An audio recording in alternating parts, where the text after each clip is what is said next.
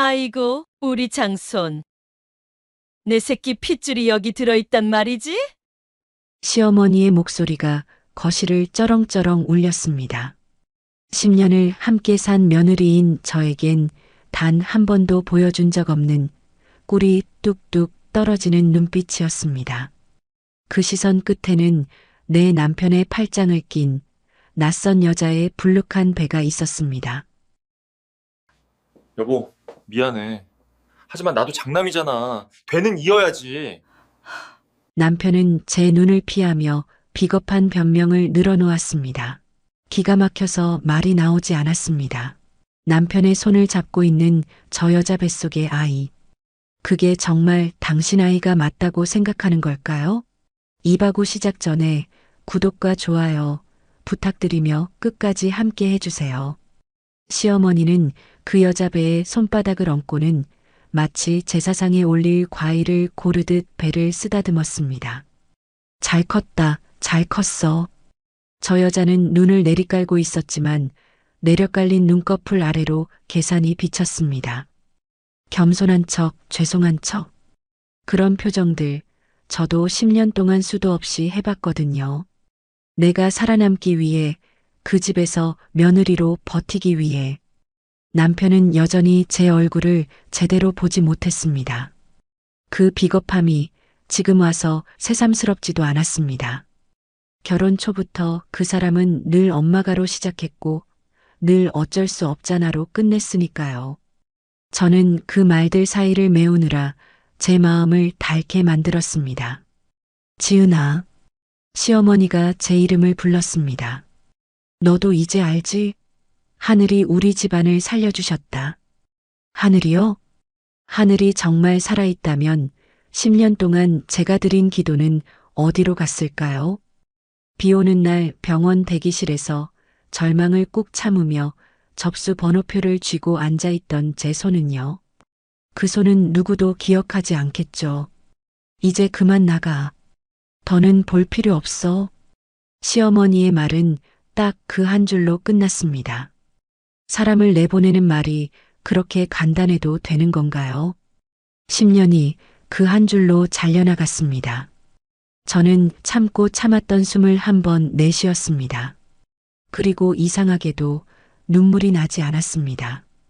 울기에는 너무 늦어버린 마음이었을까요? 아니면 이미 마음 한쪽에서는 알고 있었던 걸까요? 이 집에서 저는 언제든 아이 없는 여자라는 이유로 쫓겨날 수 있는 사람이었다는 걸. 위자료는 없어. 남편이 겨우 입을 열었습니다. 그 말이 얼마나 비열한지 본인은 모를 겁니다. 제가 바란 게 돈이라고 생각하니까요. 제가 바란 건 사람 대접이었습니다. 그리고 최소한 거짓말로 사람을 죽이지는 말라는 것. 시어머니가 쟁반을 들고 나왔습니다. 소금이었습니다. 굵은 소금. 그 소금이 제 앞에 뿌려졌을 때 제 뺨이 아니라 제 지난 시간이 따끔거렸습니다. 재수 떼고 가라. 그 말이 제게는 이렇게 들렸습니다. 내가 우리 집에 들어온 순간부터 우리는 불행했다. 너는 우리 집안의 흠이다. 이 집에서 저는 밥을 지어도 죄였고 약을 다려도 죄였고 제사상을 차려도 죄였습니다. 아이 하나 없다는 이유로요. 저는 고개를 숙여 소금이 뿌려진 바닥을 바라봤습니다. 소금 알갱이들이 반짝였습니다. 마치 보자 내가 어디까지 참나하고 웃는 것 같았습니다. 그런데요, 저는 그 소금을 밟지 않았습니다. 피하지도 않았습니다. 그냥 천천히 제 신발을 신고 제 캐리어 손잡이를 잡았습니다. 시어머니가 비웃듯 말했습니다.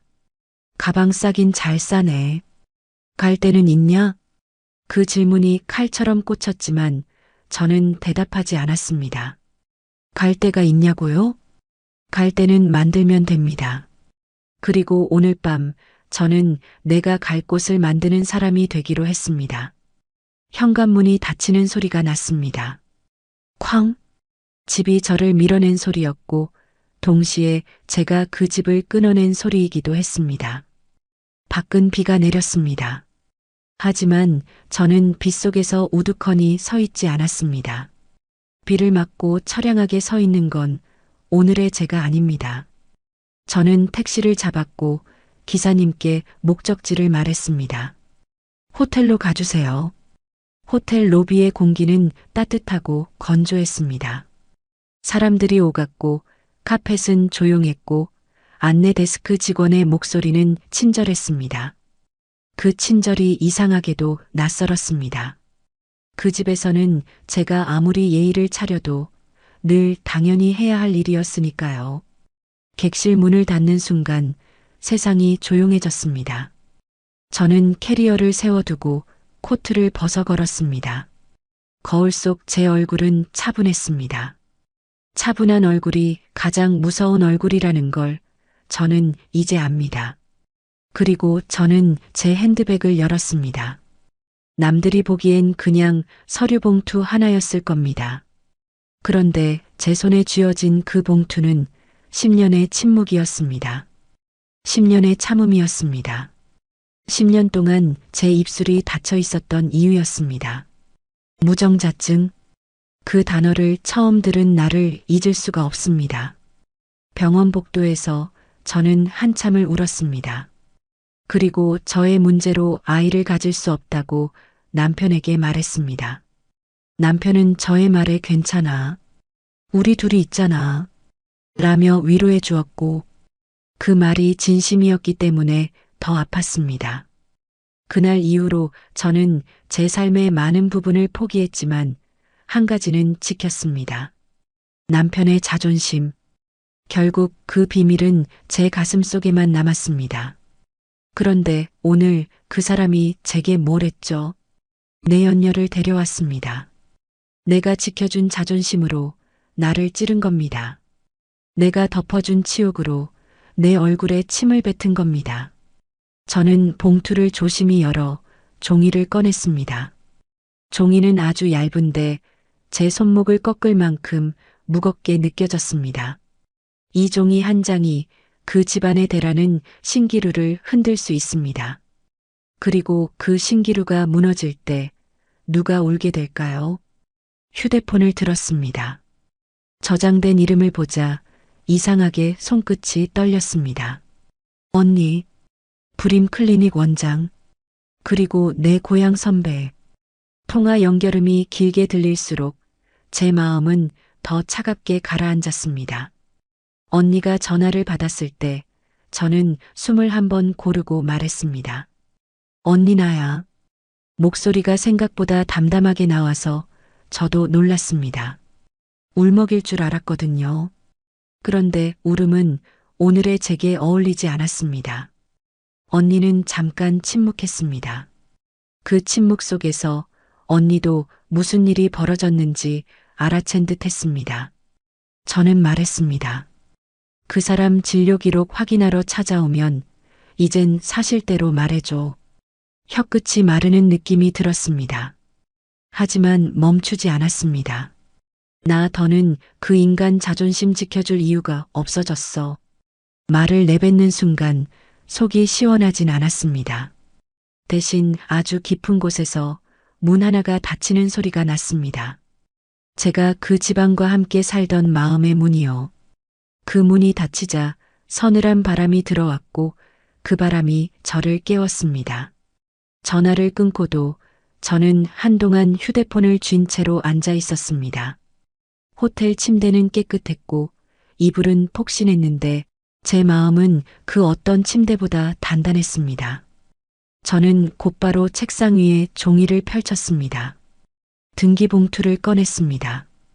펜을 들고 주소를 적는 손이 놀랍도록 안정되어 있었습니다.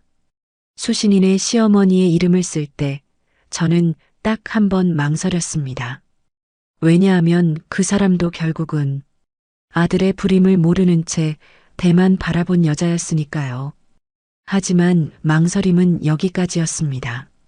그 사람은 제게 소금을 뿌렸습니다. 사람을 사람으로 보지 않았습니다. 그 죗값은 누군가는 치러야 합니다. 봉투를 봉하고 나서 저는 잠깐 창밖을 봤습니다. 비는 여전히 내리고 있었습니다. 그런데 비가 더 이상 슬프지 않았습니다. 비는 씻어내는 것이기도 하니까요. 오늘 밤의 비는 제 10년을 씻어내는 비일지도 모릅니다. 저는 봉투를 다시 확인했습니다. 종이 한 장. 하지만 그 종이 한 장은 그 집안의 거짓말을 끝내는 종이 한 장이기도 했습니다. 내일 아침 그 집 현관에서 누군가 이 봉투를 뜯겠죠. 그리고 그 순간 누군가의 세상이 조용히 무너질 겁니다. 그게 남편일까요? 시어머니일까요? 아니면 배를 내밀고 서 있던 그 여자일까요? 저는 가만히 웃었습니다. 크게 웃지도 않았고 소리 내지도 않았습니다. 그냥 입꼬리만 아주 조금 올라갔습니다. 이제는 제가 묻고 싶었습니다.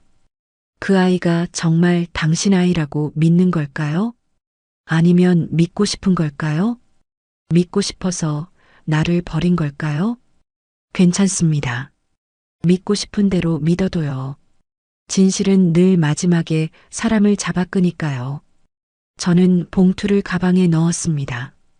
그리고 조용히 말했습니다. 이제 내 차례야. 창밖을 보니 비는 그쳤고 도로는 젖은 채로 반짝였습니다. 젖은 도로는 꼭 어젯밤의 내 마음 같았습니다. 울컥 쏟아지진 않았지만 안쪽까지 다 젖어버린 마음. 나는 커튼을 걷고 창문을 조금 열었습니다. 차가운 공기가 들어오자 정신이 맑아졌습니다. 그래, 오늘은 흐느끼는 날이 아니라 정리하는 날이었습니다. 내가 잃은 것과 내가 지킬 것을. 세면대 앞에서 얼굴을 씻는데 거울 속 내 눈이 또렷했습니다. 나는 나에게 물었습니다. 정말 괜찮니? 정말 이쯤에서 멈추지 않을 거니? 그 질문에 내 대답은 하나였습니다. 멈추면 나는 또 10년을 더 살아야 할 것 같았습니다. 누군가의 거짓말을 내 탓으로 뒤집어 쓴 채로요. 봉투를 다시 꺼냈습니다. 얇은 종이 한 장, 그런데 그 종이는 내 허리를 세우는 기둥 같았습니다. 택시를 타고 우체국으로 향했습니다. 차창 밖으로 사람들이 바쁘게 걸었습니다. 나만 멈춘 것 같았던 어젯밤과 달리 세상은 아무 일 없다는 듯이 움직이고 있었습니다. 그게 오히려 고마웠습니다. 세상이 내 불행을 구경하지 않는다는 사실이. 우체국 문을 여는 순간 종이 냄새와 잉크 냄새가 섞여 코끝을 스쳤습니다. 나는 번호표를 뽑고 차례를 기다렸습니다. 이상하게도 그 시간이 길게 느껴졌습니다. 마치 내 인생의 10년이 줄을 서서 내 뒤에서 기다리는 것처럼요. 내 차례가 되자 나는 봉투를 창구에 올려놓았습니다. 직원이 물었습니다. 등기로 보내시나요? 나는 고개를 끄덕였습니다. 내 목소리는 짧고 단단하게 나왔습니다. 네, 등기로요. 등기 접수증을 받는 순간 내 손끝이 아주 조금 떨렸습니다. 겁이 나서가 아니라 이제 되돌릴 수 없어서였습니다. 나는 되돌릴 수 없어서가 아니라 되돌리고 싶지 않아서였습니다. 단지 되돌릴 수 없다는 사실이 내 결심을 더 선명하게 만들 뿐이었습니다. 우체국을 나와 잠깐 벤치에 앉았습니다. 햇빛이 약하게 내려앉았고 나는 그 빛을 손등으로 받았습니다. 10년 동안 나는 햇빛 같은 것을 받아본 적이 있었나? 문득 생각했습니다. 시댁에서는 늘 어둑한 눈치와 축 늘어진 한숨만 받았는데 그때 휴대폰이 진동했습니다. 선배 언니였습니다. 나는 심호흡을 한 번 하고 전화를 받았습니다. 지은아. 언니의 목소리는 늘 그렇듯 차분했습니다. 그 차분함이 내게는 약처럼 느껴졌습니다. 감정이 들끓을 때 누군가의 차분함은 사람을 살리니까요. 언니, 어제 말한 거 부탁해. 내 말이 너무 건조해서 내가 내 목소리에 놀랐습니다. 언니가 짧게 대답했습니다. 알아. 내가 얼마나 참고 살았는지 나도 알아. 그 한마디에 나는 잠깐 목이 막혔습니다.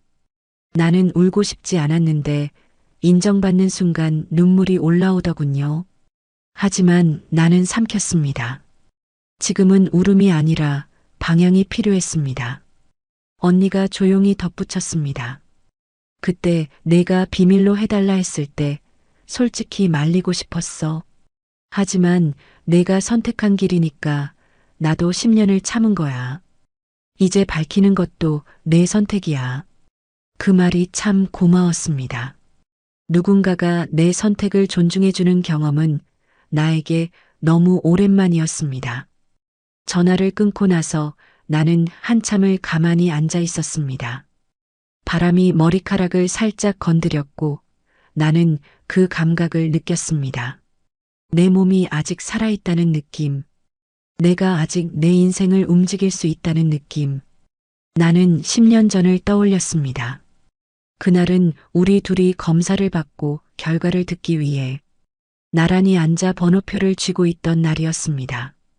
그런데 상담실 문 앞에서 그 사람이 먼저 일어났습니다. 회사에서 급한 전화 왔어. 금방 올게. 너 먼저 듣고 있어. 늘 그렇듯 중요한 순간엔 꼭 한 발 먼저 빠지는 사람이었죠. 나는 그 뒷모습을 붙잡지 않았습니다. 그때는 붙잡을 일이 아니라고 생각했습니다. 문이 닫히고 방 안엔 언니와 나만 남았습니다. 언니의 눈빛이 달라지는 걸 나는 한 번에 알아챘습니다. 의사가 환자를 볼 때의 눈빛 말고 사람을 다치게 하지 않으려 애쓰는 눈빛. 언니는 차분하게 말했지만 내 귀에는 단어만 또렷하게 박혔습니다. 무정자증. 자연 임신은 불가능해. 정자가 아예 없어.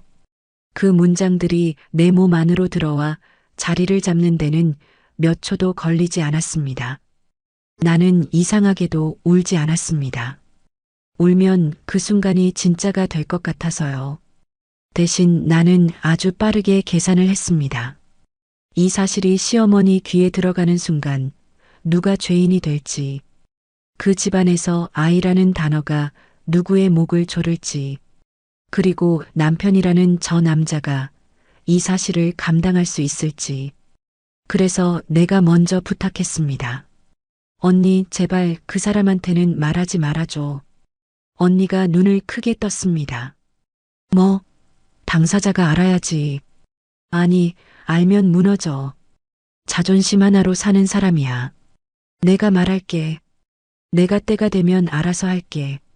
그 부탁이 사랑이었는지 비겁함이었는지 그땐 구분이 안 됐습니다.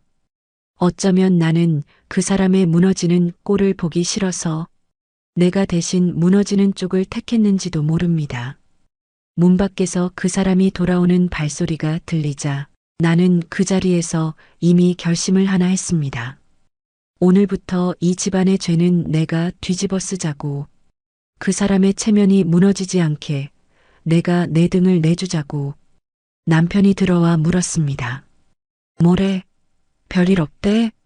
나는 아무렇지 않게 웃으며 말했습니다. 응, 좀 더 노력해보래. 내가 몸이 좀 차서 그렇대. 그때 남편의 안도하는 표정. 다행이다라며 내 어깨를 툭 치던 손길. 그 손길이 얼마나 가볍고 잔인했는지 나는 그땐 몰랐습니다. 그렇게 10년을 살았습니다. 남편은 자기가 멀쩡하다고 믿었고 시어머니는 내가 문제라고 믿었습니다. 그리고 나는 그 믿음들을 다 받아내며 속이 골마갔습니다. 그런데 어제 그 사람은 내게 무엇을 했죠?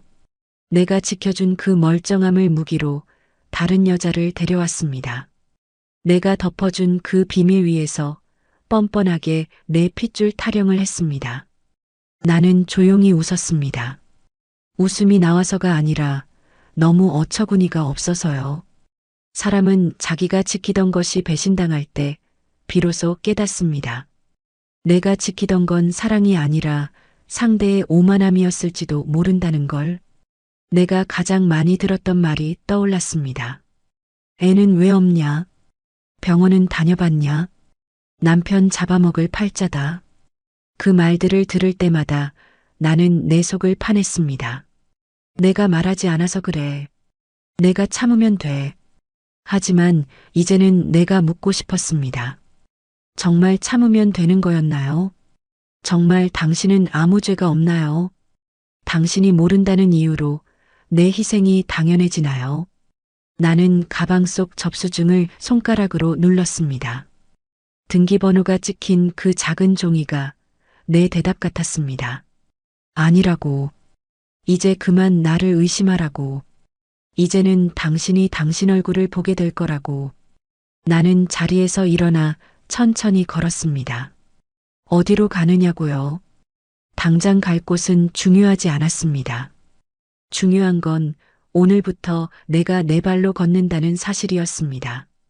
그리고 지금쯤 그 집 우편함에 내 봉투가 도착했을지도 모릅니다. 시어머니는 아마도 현관에서 그 봉투를 집어들겠죠. 손끝이 먼저 떨릴까요? 목소리가 먼저 높아질까요? 아무것도 모르는 남편은 그 봉투를 보자마자 눈을 피할까요? 아니면 또 내 탓을 할까요? 당신이 10년 동안 몰랐던 진짜 당신의 모습, 그 진실이 담긴 봉투를 뜯는 순간 당신의 표정이 어떨지 나는 그게 너무나도 궁금합니다. 그럼에도 어머니는 나를 죄인이라 부를까요? 그럼에도 당신은 그 뱃속의 아이가 당신 아이라고 우길까요? 경쾌한 초인종 소리가 평화롭던 거실의 공기를 갈랐습니다. 방금 전까지 웃음꽃이 피던 시댁의 풍경이 잠시 멈췄습니다. 식탁 위에는 김이 모락모락 나는 잉어 곰탕이 놓여 있었고 만삭의 내연녀는 입가에 묻은 국물을 닦으며 배를 두드리고 있었죠. 남편 철수 씨는 태교 동화책을 읽다 말고 고개를 들었습니다. 누구세요? 시어머니가 현관 인터폰 화면을 확인합니다. 화면 속엔 우체국 집배원이 서 있습니다. 등기 왔습니다. 본인 수령하셔야 합니다. 등기, 올 게 없는데? 시어머니는 고개를 갸웃거리며 문을 열었습니다. 집배원이 건넨 노란 서류 봉투. 거기엔 아주 낯익은 그러나 지금은 가장 낯선 이름이 적혀 있었습니다. 보내는 사람 김지은. 아니, 이 앙큼한 것이 나가자마자 무슨 편지를 보냈대? 시어머니의 목소리가 톤이 높아졌습니다. 남편도 숟가락을 내려놓고 다가왔습니다. 지은이가 뭐래?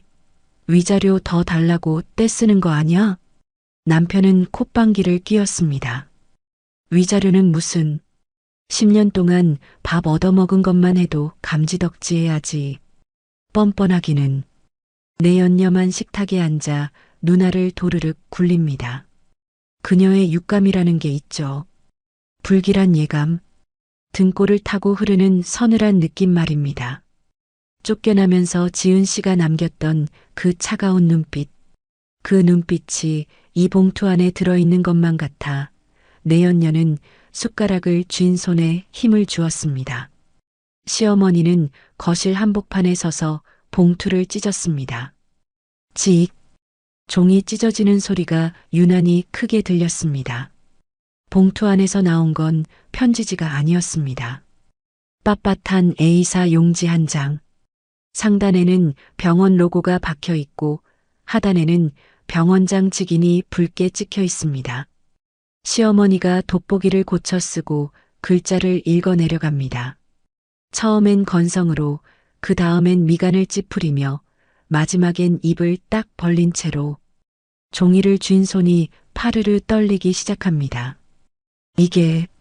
이게 무슨 소리냐? 시어머니의 목소리가 갈라졌습니다.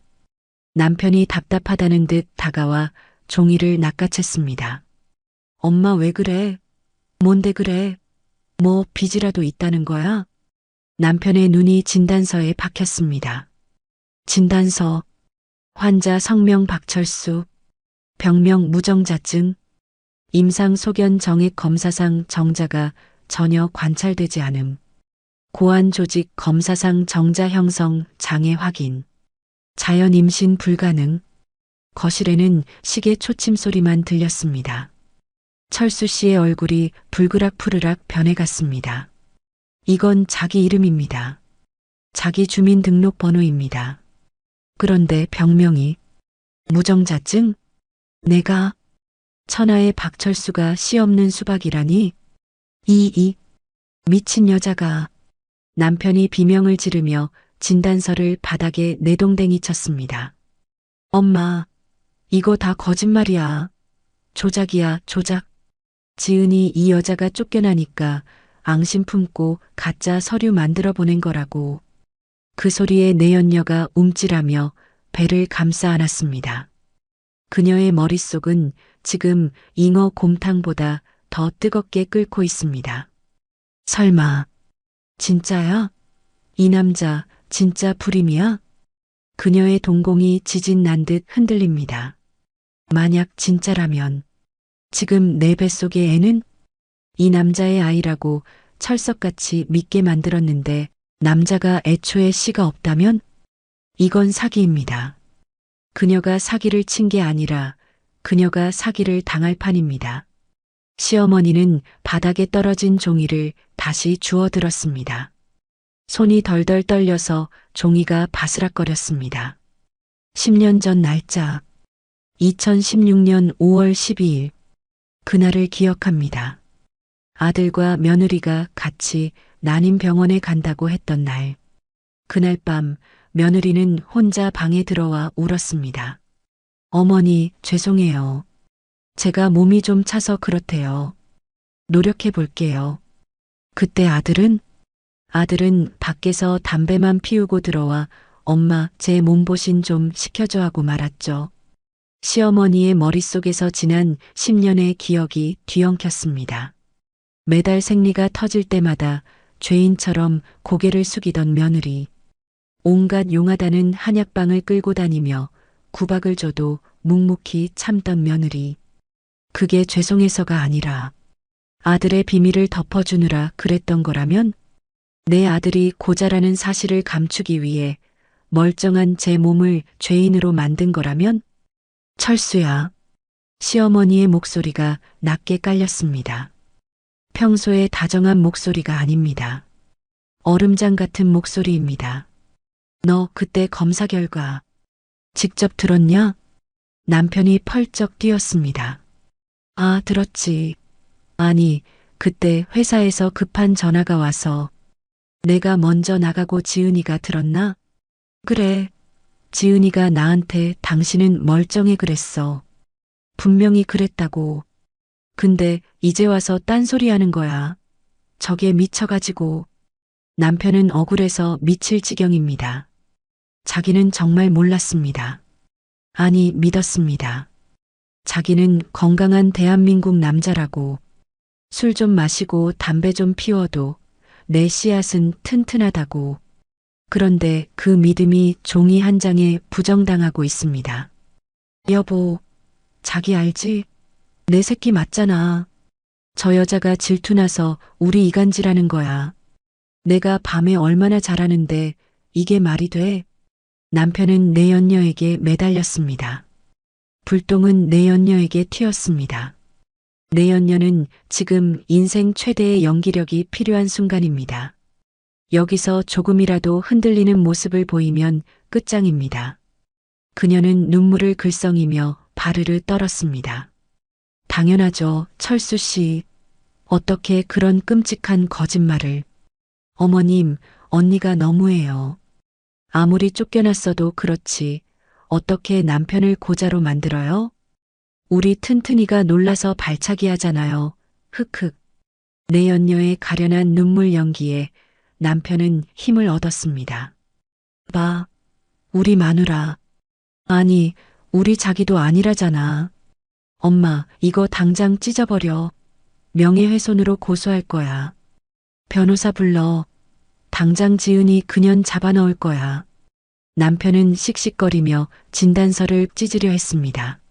하지만 시어머니가 그 손을 낚아챘습니다. 나라.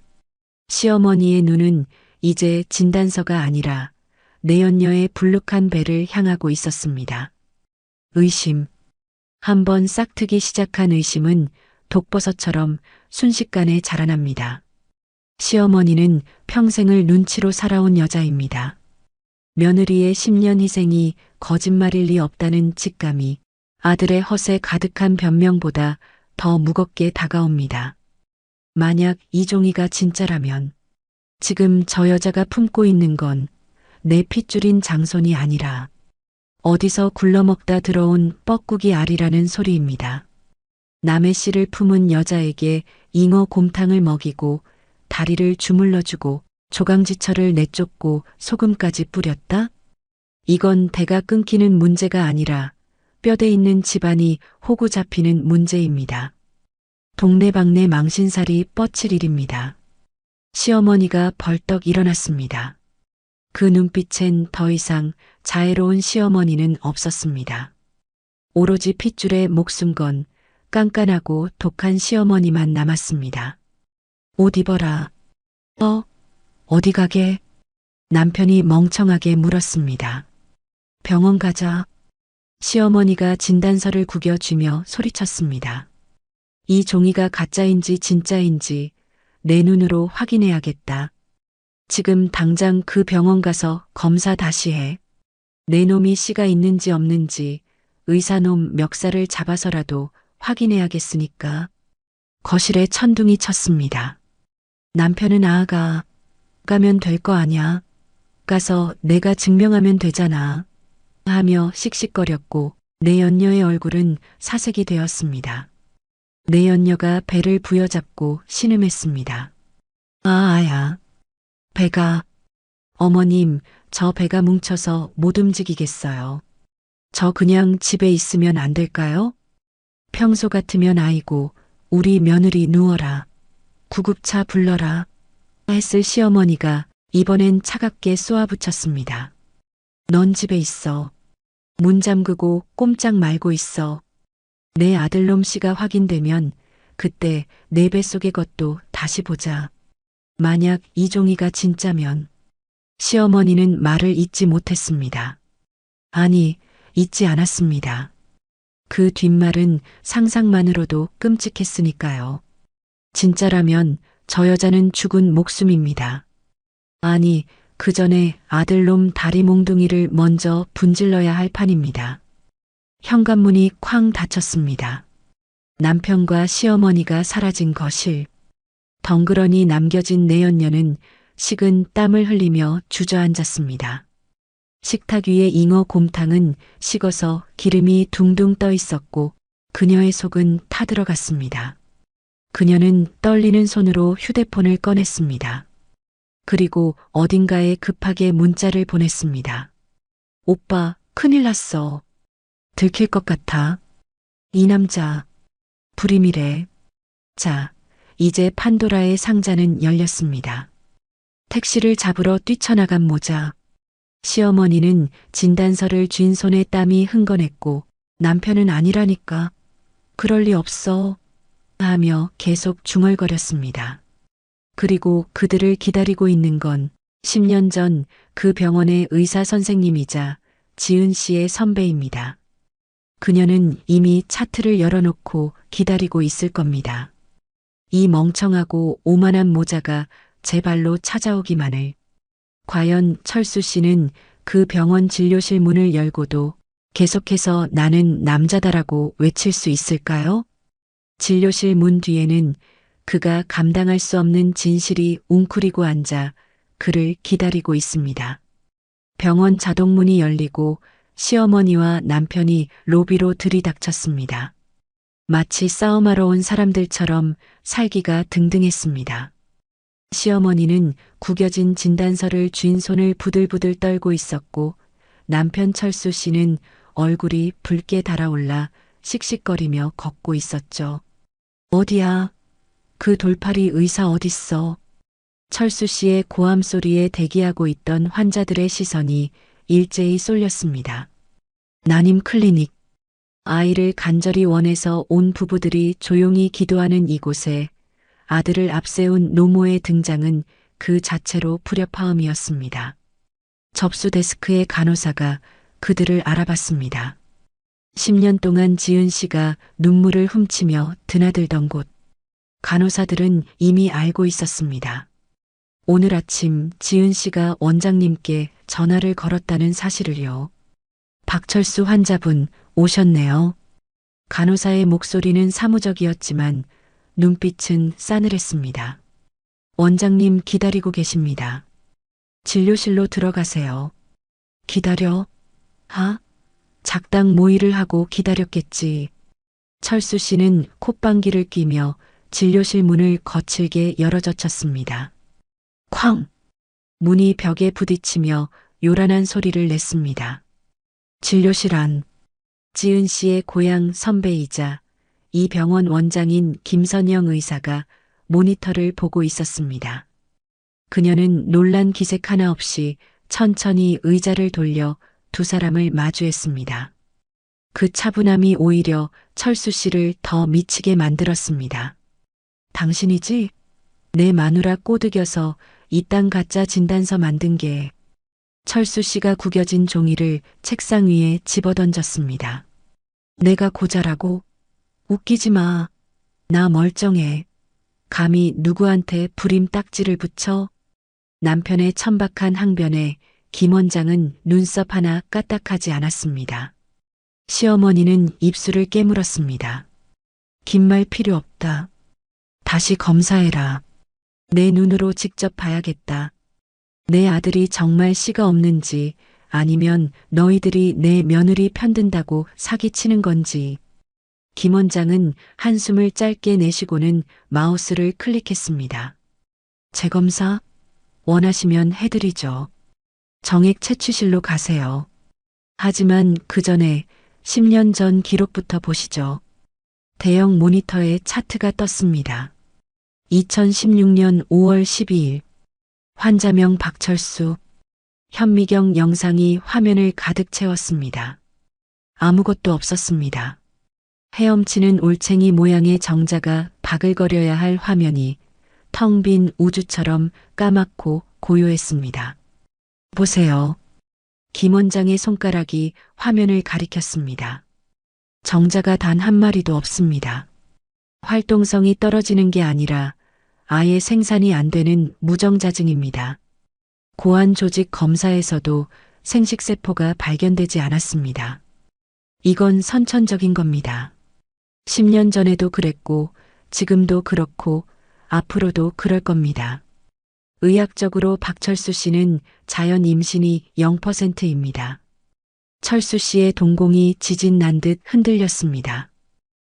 거짓말. 이거 내 거 아니야. 다른 놈 거랑 바뀐 거야. 그는 화면을 부정하며 뒷걸음질 쳤습니다. 남자의 자존심. 평생 장남으로 대우받으며 살아온 그의 세계가 무너지는 소리가 들렸습니다. 시어머니가 비틀거렸습니다.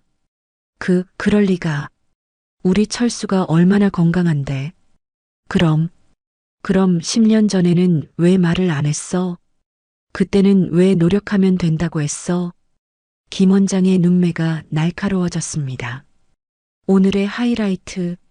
지은 씨가 10년을 참아온 이유를 터뜨릴 시간입니다. 제가 안 한 게 아닙니다. 지은이가 막았습니다. 그날 남편분은 회사 핑계로 자리를 잠시 비웠습니다. 혼자 남은 지은이가 이 결과를 듣고 저한테 빌었습니다. 김 원장의 목소리가 진료실을 울렸습니다. 제발 남편한테는 비밀로 해달라고. 자기 남편 자존심 하나로 사는 사람이라 이거 알면 죽는다고. 시어머니가 알면 남편 기죽어서 어떻게 사냐고. 차라리 자기가 아이 못 낳는 죄인 될 테니 제발 덮어달라고요. 시어머니의 입이 떡 벌어졌습니다. 철수 씨는 넋이 나간 사람처럼 의자에 주저앉았습니다. 10년 전 기억이 주마등처럼 스쳐 지나갑니다. 당신은 건강해. 내가 문제야. 내가 더 노력할게. 지은이의 그 말들. 그때마다 안도하며 그래. 내가 문제라니까 하고 큰 소리쳤던 자신의 모습. 시어머니는 가슴을 쥐어뜯었습니다. 아이고. 그 10년 동안 자신이 며느리에게 했던 짓들이 떠올랐습니다. 밥값도 못하는 년, 때 끊어먹을 년, 온갖 보약을 지어다 먹이며 왜 소식이 없냐고 닥달할 때마다 며느리는 묵묵히 그 쓴 약을 삼켰습니다. 남편의 허물을 덮어주기 위해 시어머니의 독서를 온몸으로 받아낸 겁니다. 김 원장은 쐐기를 박았습니다. 지은이 스트레스로 조기 폐경 올 뻔했습니다. 그런데 두 분 지은이 쫓아내셨다면서요? 소금까지 뿌리면서 김 원장의 입가에 비릿한 조소가 걸렸습니다. 자, 이제 의학적 소견은 끝났습니다. 박철수 씨는 아이를 못 만듭니다. 그럼 이제 두 분이 답을 하셔야겠네요. 진료실의 공기가 얼어붙었습니다. 모든 진실이 밝혀진 지금 남은 의문은 단 하나. 지금 댁에 계신 그 만삭의 임산부. 그 뱃속의 아이는 도대체 누구의 씨앗입니까? 쾅! 시어머니의 머릿속에서 폭탄이 터졌습니다. 무정자증 아들. 그런데 임신한 내연녀. 내 핏줄이라며 애지중지했던 그 배. 잉어 곰탕을 먹이고 다리를 주물러주며 장손이라 불렀던 그 아이. 으악! 철수 씨가 머리를 감싸쥐고 비명을 질렀습니다. 쪽팔림과 배신감, 그리고 자신의 남성성이 부정당한 현실 앞에서 그는 미친 사람처럼 발버둥 쳤습니다. 아니야. 그럴 리가 없어. 혜정이가 나한테 그랬단 말이야. 나밖에 없다고. 오빠 아이 가졌다고. 하지만 시어머니는 더 이상 비명을 지르지 않았습니다. 대신 눈빛이 변했습니다. 초점을 잃었던 멍한 눈동자가 순식간에 살기를 띤 독사의 눈으로 변했습니다. 수치심이 극에 달하면 분노가 되는 법입니다. 10년 동안 며느리를 잡았던 그 표독스러운 에너지가 이제 방향을 틀었습니다. 시어머니는 진료실 책상을 짚고 힘겹게 일어났습니다. 그리고 바들바들 떨던 손을 꽉 쥐었습니다. 일어나라. 철수 씨가 훌쩍거리며 엄마를 쳐다봤습니다. 엄마, 나 어떡해. 나 진짜 고자야? 짝! 시어머니의 손바닥이 다 큰 아들의 등짝을 후려갈겼습니다. 병신 같은 놈, 쪽팔린 줄이나 알아라. 지 마누라가 지 허물 덮어주는 줄도 모르고 어디서 근본도 없는 년을 끌어들여. 시어머니의 목소리는 낮고 차가웠습니다. 마치 지옥에서 기어 올라온 악기의 목소리 같았습니다. 가자. 어디? 집으로. 시어머니가 진료실 문을 향해 걸어갔습니다. 그 뒷모습에서 시커먼 연기가 피어오르는 것 같았습니다. 가서 확인해야지. 내 곰탕 처먹고 배 두드리고 있는 그년. 누구 씨를 배에 넣고 내 아들을 호구 만들었는지 그 백가죽을 벗겨서라도 확인해야겠다. 김 원장은 차갑게 그들의 뒷모습을 바라봤습니다. 진료비는 수납하고 가세요. 의료보험 안 됩니다. 병원 복도를 걸어나가는 시어머니의 발걸음 소리가 쿵, 쿵, 쿵 울렸습니다. 그건 단순한 발걸음이 아니었습니다. 집안에 숨어있는 뻐꾸기를 잡으러 가는 사냥꾼의 발걸음이었습니다. 지금 그 시각, 집에 혼자 남은 내연녀는 무엇을 하고 있을까요? 아마 불길한 예감에 짐을 싸고 있거나 도망칠 궁리를 하고 있겠죠. 하지만 늦었습니다. 독이 바짝 오른 시어머니와 자존심이 짓밟혀 눈이 뒤집힌 남편이 택시를 탔으니까요.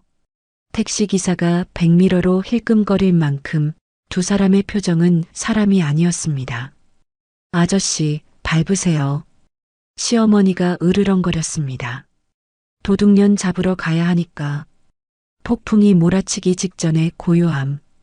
그 시각 시댁의 거실은 기묘하게 조용했습니다. 식탁 위에는 식어버린 잉어 곰탕이 기름막을 띄운 채 굳어가고 있었고 안방에서는 부스럭거리는 소리만 들려왔습니다. 내연녀 혜정 씨. 그녀는 지금 바빴습니다. 방금 전 남편 철수 씨에게 보냈던 문자, 오빠, 큰일 났어에 답장이 없었거든요. 보통 때라면 무슨 일이야, 당장 갈게. 하며 호들갑을 떨었을 위인이 전화를 해도 받지 않고 문자도 씹습니다. 그녀의 동물적인 감각이 경보를 울렸습니다. 들켰다.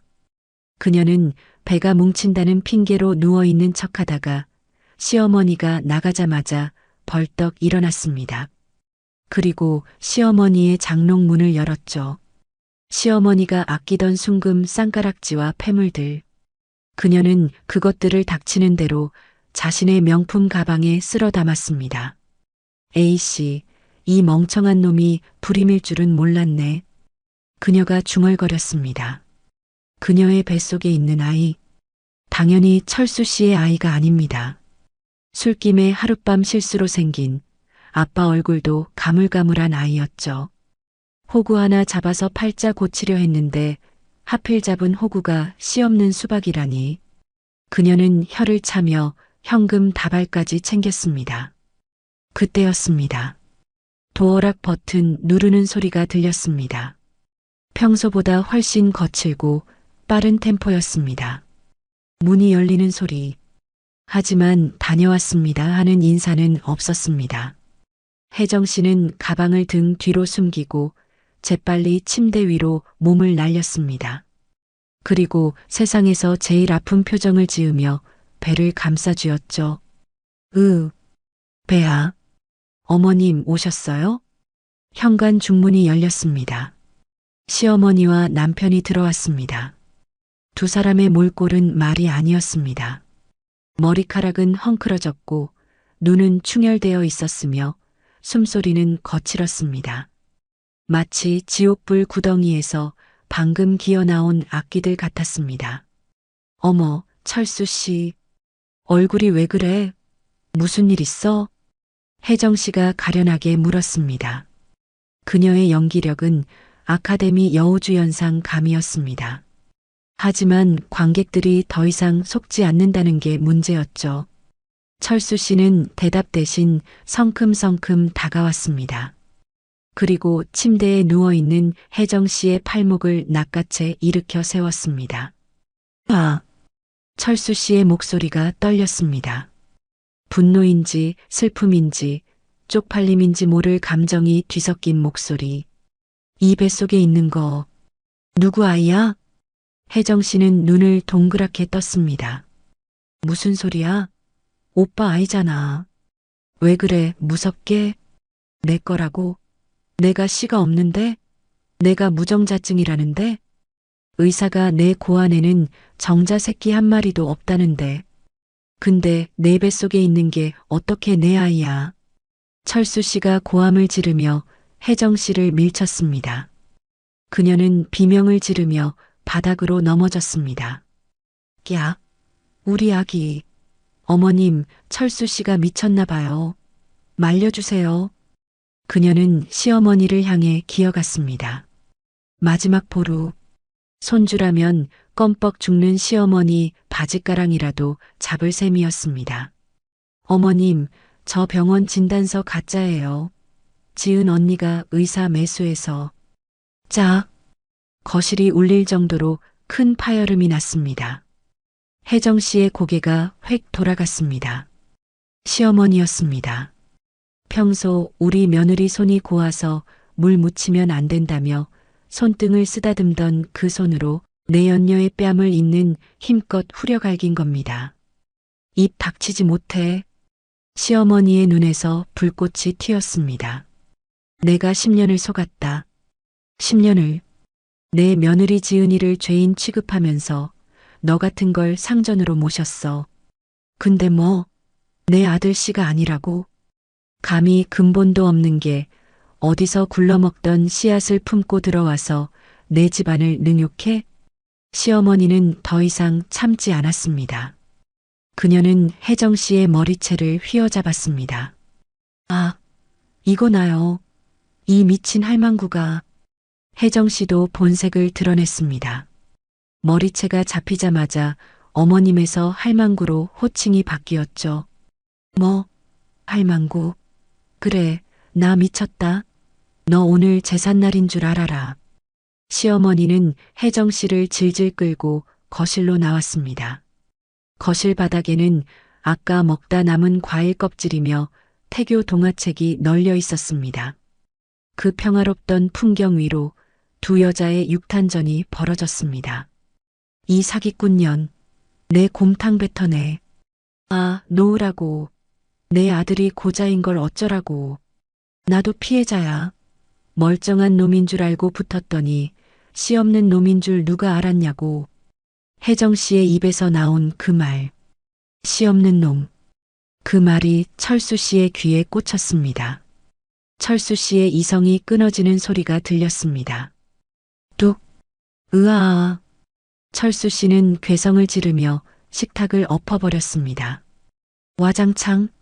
그릇들이 깨지고 솥단지에 들어있던 잉어 곰탕이 거실 바닥으로 쏟아졌습니다. 누런 국물이 사방으로 튀었습니다. 시어머니의 얼굴에도, 내연녀의 명품 원피스에도, 철수 씨의 바지에도 비린내가 진동했습니다. 그 곰탕이 어떤 곰탕입니까? 지은 씨가 10년 동안 한 번도 못 얻어먹은 오로지 장손을 위해 시어머니가 새벽부터 고아낸 정성의 결정체. 그것이 지금 더러운 구정물이 되어 바닥을 흐르고 있었습니다. 마치 이 집안의 꼬라지처럼요. 너 지금 뭐라 그랬어? 고자? 철수 씨가 깨진 그릇 조각을 밟으며 다가왔습니다. 눈이 뒤집힌 남자를 본 혜정 씨는 공포를 느꼈습니다. 머리채 잡힌 건 둘째 치고 맞아 죽을 수도 있겠다 싶었죠. 그녀는 시어머니의 팔을 물어뜯었습니다. 아! 시어머니가 비명을 지르며 손을 놓은 사이 혜정 씨는 짐 가방을 챙겨 들었습니다. 하지만 가방이 열려있던 탓에 훔친 폐물들이 바닥으로 쏟아졌습니다. 짤랑짤랑.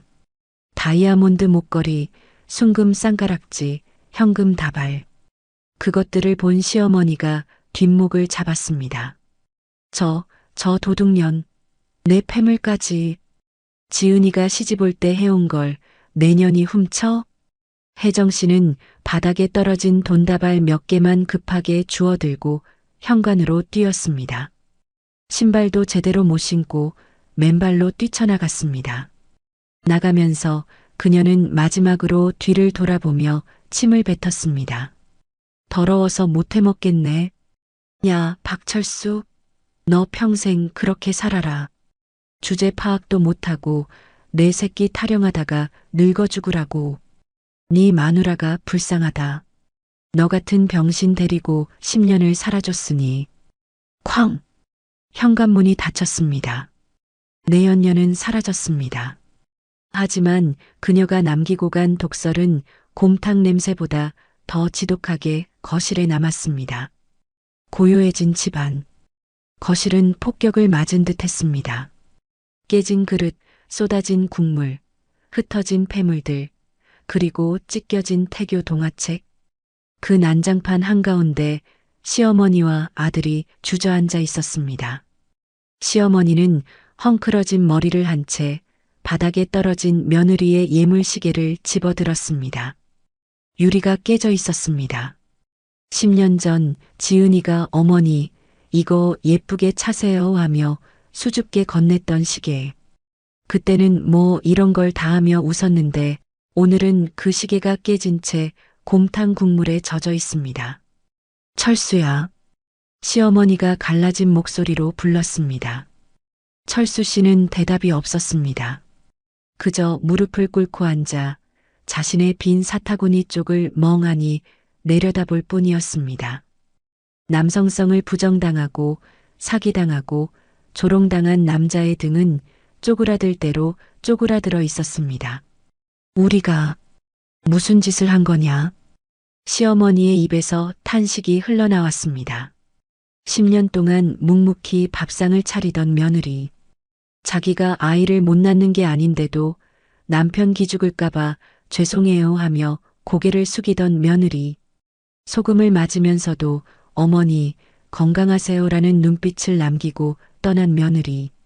그 진짜 보석을 내치고 똥물을 뒤집어 쓴 꼴이 되었습니다. 지은이, 지은이 어디 갔냐? 시어머니가 허공에 대고 물었습니다. 하지만 대답해 줄 사람은 아무도 없었습니다. 이 집에는 이제 며느리의 온기가 단 한 줌도 남아있지 않았으니까요. 그때 거실 바닥에 굴러다니던 찢어진 등기 봉투가 눈에 들어왔습니다. 보내는 사람 김지은. 그 이름 석자가 이제는 저승사자의 명부처럼 보였습니다. 시어머니는 바닥을 치며 통곡하기 시작했습니다. 아이고, 내가 미쳤지. 내가 눈이 멀었지. 장손이 뭐라고. 핏줄이 뭐라고. 멀쩡한 며느리를 내쫓고 사기꾼년한테 절을 했어. 아이고. 그녀의 통곡 소리가 곰탕 비린내 나는 거실을 가득 채웠습니다. 하지만 그건 슬픔의 눈물이 아니었습니다. 자신의 어리석음에 대한 분노, 그리고 닥쳐올 미래에 대한 공포의 눈물이었습니다. 이제 며느리가 알게 될 테니까요. 자신들이 얼마나 비참하게 무너졌는지를, 그리고 며느리는 절대 돌아오지 않을 거라는 걸 시어머니는 본능적으로 알 수 있었습니다. 자기가 뿌린 소금밭 위로 다시 걸어 들어올 바보는 세상에 없다는 거요. 폭풍이 휩쓸고 간 자리에는 쓰레기만 남는 법입니다. 시댁의 거실이 딱 그 꼴이었습니다. 내연녀 혜정 씨가 도망친 지 1시간이 지났지만 시어머니와 철수 씨는 마치 밀랍 인형처럼 그 자리에 박혀 있었습니다. 거실 바닥에 쏟아진 잉어 곰탕은 식어서 허연 기름막을 형성하고 있었습니다. 그 비릿한 냄새, 마치 썩어버린 욕망의 냄새가 온 집안을 진동시켰습니다. 평소 같으면 어디서 비린내냐 하며 며느리를 닥달했을 시어머니였지만 지금은 그 냄새를 맡을 기력조차 없어 보였습니다.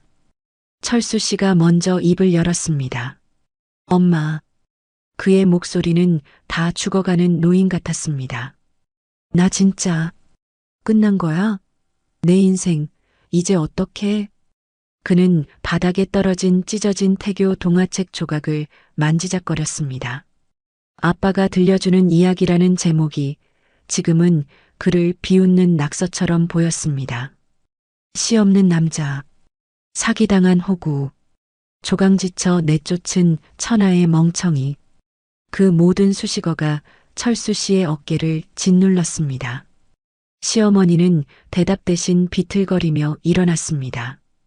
발밑에서 깨진 그릇 조각이 버석거렸습니다. 그 소리가 마치 제 가슴이 부서지는 소리 같았습니다. 치워야지.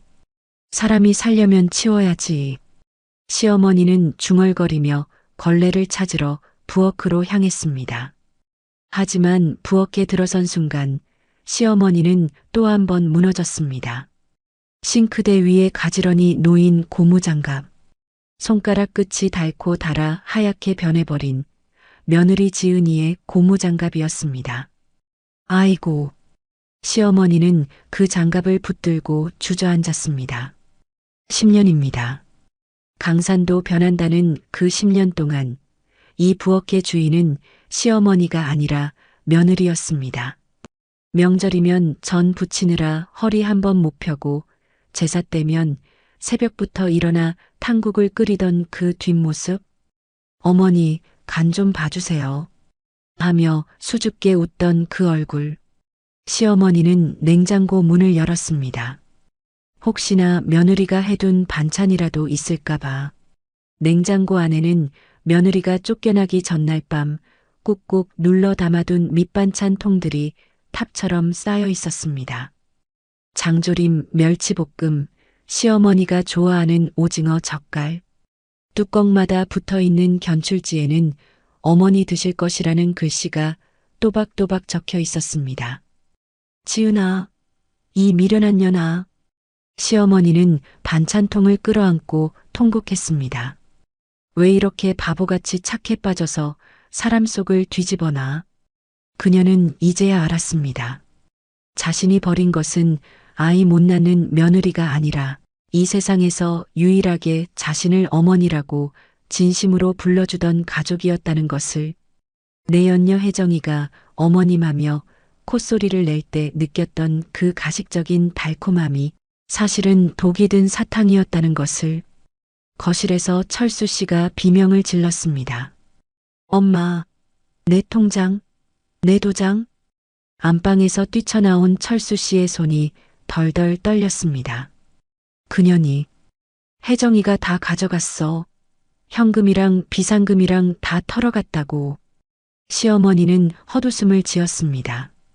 다 털어가라고 해라. 내 놈씨도 없는데 돈이 무슨 소용이냐? 엄마, 왜? 틀린 말 했냐? 우리가 눈이 멀어서 굴러들어온 복을 차버리고 도둑년한테 안방을 내줬잖아. 시어머니는 걸레를 집어던지고 수화기를 들었습니다. 손가락이 제멋대로 떨려 번호를 누르기도 힘들었습니다. 지은이 번호. 단축 번호 1번은 늘 아들이었고 2번은 며느리였습니다. 아들이 전화를 안 받으면 야, 철수 뭐하냐? 하고 닥달하기 위해 저장해 둔 번호였죠. 하지만 오늘은 그 번호가 동아줄처럼 보였습니다. 뚜뚜뚜. 신호음이 길게 이어졌습니다. 받아라. 제발 받아라. 지은아, 애미다. 내가 잘못했다. 시어머니는 허공에 대고 빌었습니다. 제발 한 번만 목소리를 들려달라고. 그 차분하고 낮은 목소리로 네, 어머니 한 번만 해주면 당장이라도 무릎 꿇고 빌 수 있을 것 같았습니다. 하지만 전화는 연결되지 않았습니다. 고객님의 요청으로 당분간 착신이 정지되어 아니, 정지가 아닙니다. 차단입니다. 소금 뿌려 내쫓은 시댁의 번호를 며느리가 남겨둘 리가 없죠. 으흐흑. 시어머니는 수화기를 놓고 바닥을 쳤습니다. 바닥에 말라붙은 곰탕 국물이 끈적하게 손에 묻어났습니다. 그 끈적임이 마치 자신이 저지른 죄악처럼 느껴져 시어머니는 소스라치게 놀라 손을 닦아냈습니다. 하지만 아무리 닦아도 며느리의 빈자리는 닦이지 않았습니다. 그 시각 저는 어디에 있었을까요? 도심이 내려다 보이는 호텔 15층 창가. 저는 하얀 샤워 가운을 걸치고 소파 깊숙이 몸을 묻고 있었습니다. 제 앞에는 잉어 곰탕 대신 따뜻한 허브차 한 잔과 샌드위치가 놓여 있었습니다. 아주 소박한 저녁 식사였습니다. 하지만 이 식탁에는 시어머니의 잔소리도 남편의 쩝쩝거리는 소리도 없었습니다. 물 떠와라, 국이 짜다 하며 제 숟가락질을 멈추게 하던 타박도 없었습니다. 오로지 찻잔에서 피어오르는 김과 잔잔한 클래식 음악만이 공간을 채우고 있었습니다. 샌드위치를 한 입 베어 물었습니다. 맛있었습니다. 눈물 젖은 빵이 아니라 해방의 맛이 나는 빵이었습니다. 지난 10년 시댁 식구들 밥 차려주느라 서서 밥을 먹거나 남은 찬밥을 물에 말아먹던 기억이 스쳐갔습니다. 늘 남이 남긴 것, 식은 것, 모양 없는 것만 제 차지였는데 오늘 이 샌드위치는 온전히 저만을 위해 만들어진 따뜻하고 예쁜 모양이었습니다. 휴대폰 화면이 반짝거렸습니다. 부재중 전화 시어머니 12통, 부재중 전화 남편 5통, 메시지 여보, 내가 잘못했어. 제발 전화 좀 받아줘. 엄마가 쓰러지셨어. 뻔한 레퍼토리. 엄마가 쓰러지셨어. 10년 동안 저 말에 얼마나 많이 속았었나요? 철수 씨가 술 먹고 늦게 들어올 때도 시댁 행사에 부려먹을 때도 그들은 늘 어머니의 건강을 인질로 잡았습니다. 내가 속 썩여서 엄마 혈압 올랐잖아. 그 말 한마디면 저는 죄인이 되어 약을 다리고 죽을 쑤어야 했습니다. 하지만 이번엔 다를 겁니다. 진짜로 쓰러지셨을지도 모르죠. 아들이 고자라는 사실을 알았고 며느리한테 속았다고 생각할 테고 무엇보다 그 아끼던 폐물과 돈을 사기꾼에게 털렸을 테니까요. 혈압이 오를 만도 합니다. 그래서 뭐 어쩌라고요. 저는 픽 웃으며 차단 버튼을 눌렀습니다. 손끝 하나로 세상이 조용해졌습니다. 쓰러지셨다고요? 글쎄요, 병원 가서 링거라도 맞으시겠죠. 제가 끓인 전복죽보다는 링거가 효과가 더 좋을 겁니다. 이제 그 병수발은 제 몫이 아닙니다. 그 대단하신 아드님이 하시겠죠. 창밖을 바라봤습니다. 비가 그친 밤하늘은 맑았고 도시의 불빛은 별처럼 빛났습니다. 아, 조용하다. 제 입 밖으로 소리내어 말해봤습니다. 제 목소리가 이렇게 맑았다는 걸 저는 처음 알았습니다. 늘 죄송합니다. 네, 알겠습니다. 잘못했습니다 하며 기어들어가던 목소리가 아니었습니다. 유리에 비친 제 얼굴을 봤습니다. 화장기 없는 맨 얼굴. 그런데 10년 전 결혼사진 속 신부보다 지금의 제가 더 생기 있어 보였습니다. 그때는 사랑받는 아내가 되려고 억지로 웃었지만 지금은 나 자신으로 살기 위해 편안하게 웃고 있으니까요. 문득 저 멀리 어둠 속에 잠겨 있을 그 집이 떠올랐습니다. 불 꺼진 거실에 덩그러니 앉아 있을 두 사람. 남편은 무릎을 감싸 쥐고 울먹이고 있을까요? 지은이, 진짜 안 올까? 나 용서 안 해줄까? 아직도 상황 파악이 덜 된 철수 씨의 찌질한 목소리가 들리는 듯합니다. 자기가 불쌍한 척하면 제가 마음 약해져서 돌아올 거라고 착각하고 있겠죠. 그게 철수 씨의 한계입니다. 평생 엄마 치마폭과 아내의 희생 뒤에 숨어 살아온 남자의 유아적인 발상. 그리고 시어머니. 그분은 울고 계실까요? 아니면 이를 갈고 계실까요? 찾아야 한다. 내일 날 박는 대로 찾아내. 아마 저를 찾으려고 혈안이 되어 있겠죠. 사랑해서, 미안해서, 천만에요. 내일 당장 밥 차릴 사람이 필요해서, 동네 창피해서 얼굴 들고 다닐 핑계가 필요해서, 남편이 고자라는 소문을 막아줄 방패막이가 필요해서, 그 징글징글한 이기심이 훤히 보입니다. 어쩌면 혜정 씨가 훔쳐간 돈보다 저 모자의 이기심이 더 무거운 죄일지도 모릅니다. 하지만 어머니, 죄송하지만 저는 돌아가지 않습니다. 어머니가 뿌린 소금밭 위로 제 발로 다시 걸어 들어갈 바보는 세상에 없습니다. 어머니가 며느리의 낡은 앞치마를 끌어안고 후회해도 그 앞치마는 이미 쓰레기통에 버려졌어야 할 물건입니다. 제가 그 집을 나올 때 제 영혼의 앞치마를 벗어 던지고 나온 것처럼요. 저는 커튼을 닫았습니다. 완벽한 어둠, 완벽한 고요. 침대에 몸을 뉘었습니다.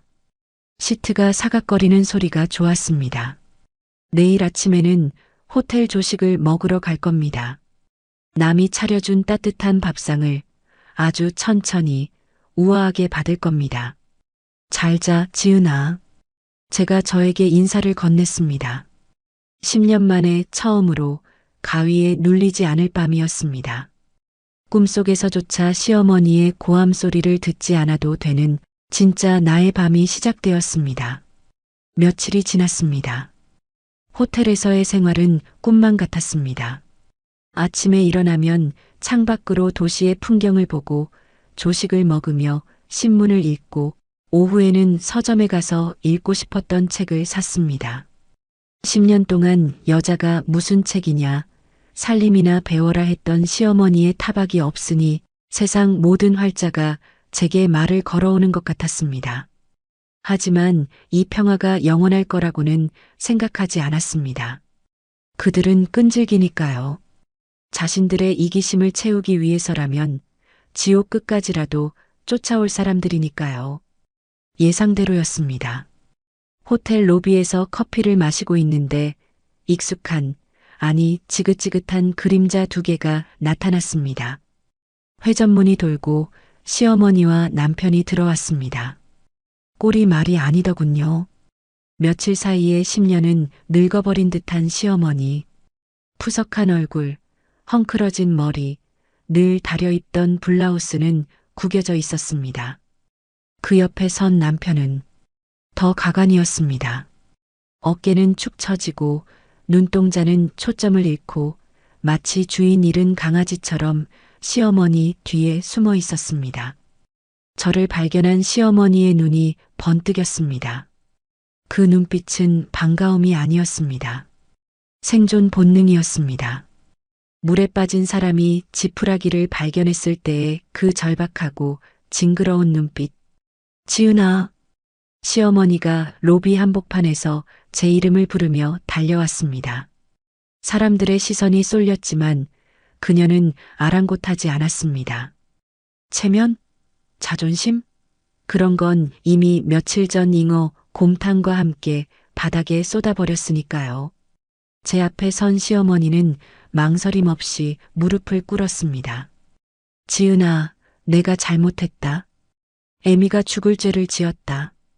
바닥에 엎드려 제 다리를 붙잡는 그 손. 며칠 전 제게 소금을 뿌리던 그 손이었습니다. 차가운 소름이 돋았습니다. 일어나세요. 사람들 봅니다. 제 목소리는 건조했습니다. 화를 내지도 소리를 지르지도 않았습니다.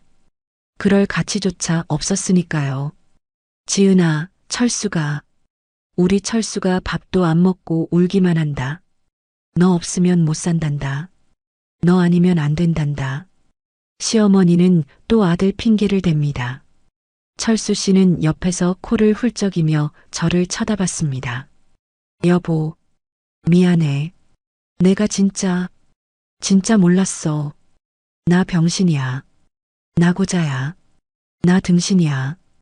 그러니까 제발. 남편의 입에서 나온 고자라는 단어. 그 말을 내뱉는 그의 표정이 얼마나 비참해 보이던지.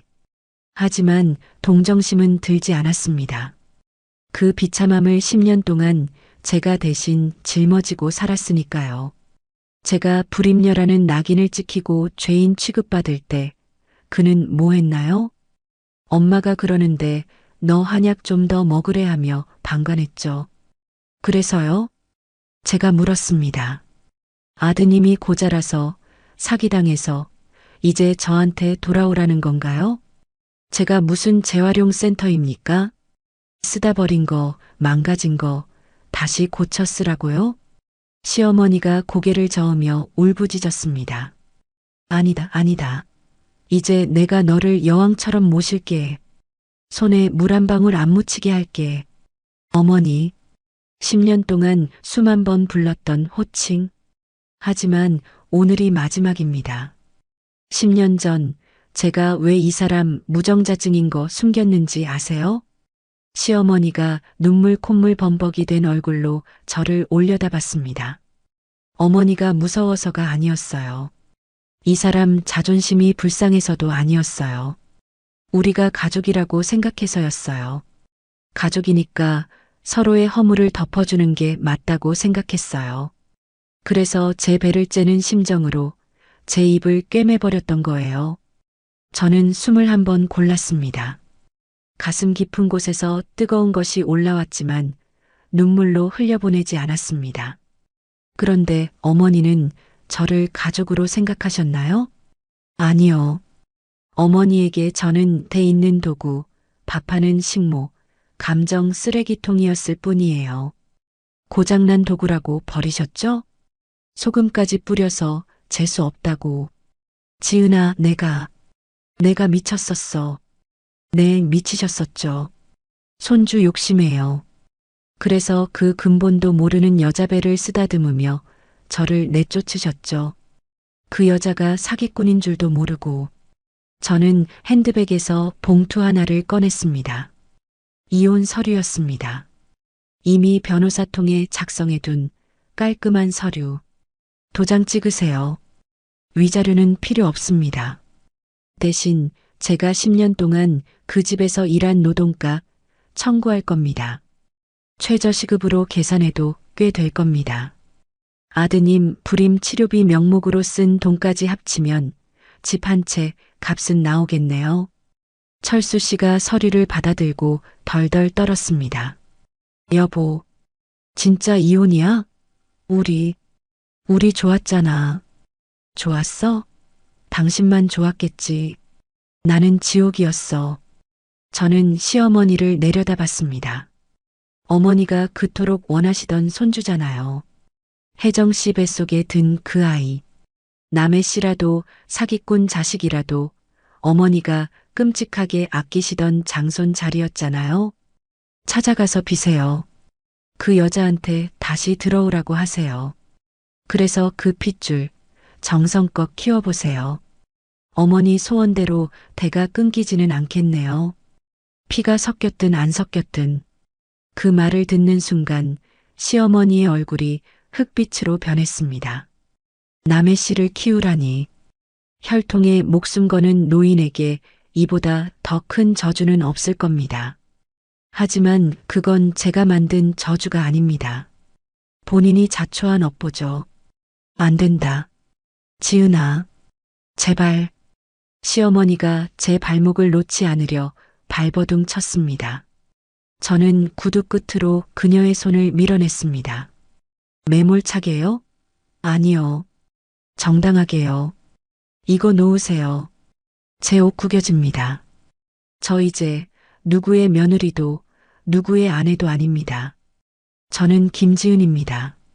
제 이름 석자로 살 겁니다. 저는 뒤로 돌았습니다. 호텔 회전문을 향해 걸어갔습니다. 등 뒤에서 시어머니의 통곡 소리가 들려왔습니다. 아이고, 지은아, 가지 마라. 내가 잘못했다. 철수야, 잡아라. 철수 씨의 울음 섞인 목소리도 들렸습니다. 지은아, 여보, 나 버리지 마. 하지만 저는 한 번도 돌아보지 않았습니다. 돌아보면 제가 흘린 10년의 눈물이 저를 잡을 것 같아서요. 아니, 돌아볼 이유가 없었습니다. 제 앞에는 환한 햇살이 비치고 있었으니까요. 회전문이 돌고 저는 호텔 밖으로 나왔습니다. 상쾌한 바람이 불어왔습니다. 며칠 전 비 오는 밤 쫓겨나던 때와는 다른 바람이었습니다. 이 바람은 저를 어디론가 데려가 줄 겁니다. 제가 가고 싶은 곳으로요. 주머니 속에서 진동이 울렸습니다. 선배 언니였습니다. 지은아, 잘 해결됐어? 응, 언니. 끝났어. 완벽하게. 고생했다. 이제 내 인생 살아. 고마워. 이제는 나를 위해 살려고. 전화를 끊고 저는 하늘을 올려다봤습니다. 눈부시게 파란 하늘. 구름 한 점 없는 그 하늘이 제 10년을 보상해 주는 것 같았습니다. 저는 택시를 잡았습니다. 어디로 모실까요? 기사님의 질문에 저는 1초의 망설임도 없이 대답했습니다. 공항으로요. 10년 동안 잊고 있었던 꿈. 여행. 나 혼자 떠나는 목적지 없는 여행. 캐리어 하나 들고 떠나는 제 모습이 유리창에 비쳤습니다. 그 여자 참 멋져 보였습니다. 택시가 출발했습니다. 백미러 속으로 호텔 로비가 멀어졌습니다. 그 안에서 시어머니와 남편은 여전히 바닥을 치며 울고 있겠죠. 평생을 후회 속에서 서로를 원망하며 살아가겠죠. 그게 그들의 벌입니다. 제가 내린 벌이 아니라 그들 스스로가 만든 감옥. 저는 창문을 열었습니다. 바람이 머리카락을 흩트려 놓았지만 상관없었습니다. 이제 저는 자유니까요. 안녕. 나의 지옥. 저는 속삭였습니다. 그리고 웃었습니다. 진짜 웃음이었습니다. 오늘의 이바구는 여기까지입니다. 끝까지 함께 해주셔서 감사드리며 구독과 좋아요 눌러주시면 놀라운 인생 사연들을 누구보다 먼저 무료로 만나보실 수 있습니다.